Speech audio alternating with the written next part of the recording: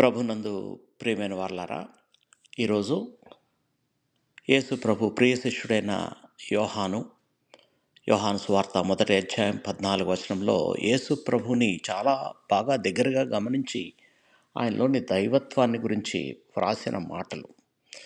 యోహాను సువార్త మొదటి అధ్యాయం 14 వచనము. ఆ వాక్యము శరీరధారి అయి కృపా సత్య సంపూర్ణుడుగా మన మధ్య నివసించెను. క్రైస్తవ విశ్వాసంలోని గొప్ప సత్యాన్ని తెలియజేస్తుంది. ఆదిలో దేవుని వద్ద ఉన్న వాక్యము, అది యేసుక్రీస్తుగా మనుషుల మధ్యకి, అంటే మనముండే లోకానికి ఆయన వచ్చాడు.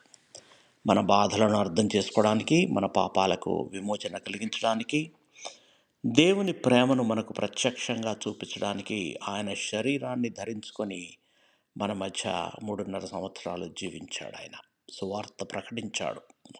3.5 సంవత్సరాలు ఆయన మన మధ్య సువార్త ప్రకటించాడు. యేసు ప్రభువారు కృపతో నిండినవాడు. మనం అర్హులు అయినా కాకపోయినా ఆయన మనల్ని ప్రేమించి క్షమిస్తూ వచ్చాడు. అదే సమయంలో ఆయన సత్య సంపూర్ణుడు. ఆయన చూపించే మార్గమే నిజమైన జీవమైన మార్గం. కృప లేకుండా సత్యం అనేది కఠినంగా ఉంటుంది. సత్యం లేకుండా కృప కూడా అసంపూర్ణంగా ఉంటుంది. కానీ యేసులో కృప మరియు సత్యం రెండు పరిపూర్ణంగా ఉన్నాయి. ఈరోజు మన జీవితంలో కూడా యేసుకు మనం ప్రథమ స్థానం ఇస్తే ఆయన సన్నిధి మన హృదయాలను సమాధానంతో, ఆనందంతో, నిరీక్షణతో నింపుతుంది. ఆయనను అనుసరిస్తూ కృపలోనూ సత్యంలోనూ జీవిద్దాం.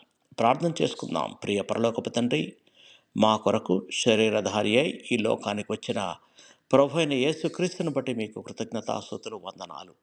ఆయనలో ఉన్న కృపను మేము అనుభవించే హృదయాన్ని, ఆయన సత్యములో నడిచే ధైర్యాన్ని, కృపను మాకు అనుగ్రహించండి.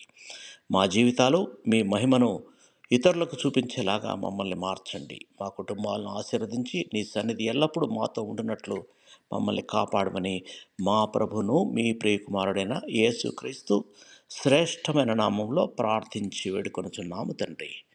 ఆమేన్. దేవుడు మిమ్మల్ని అందరినీ బహుగా దీవించి భద్రపరచునుగాక.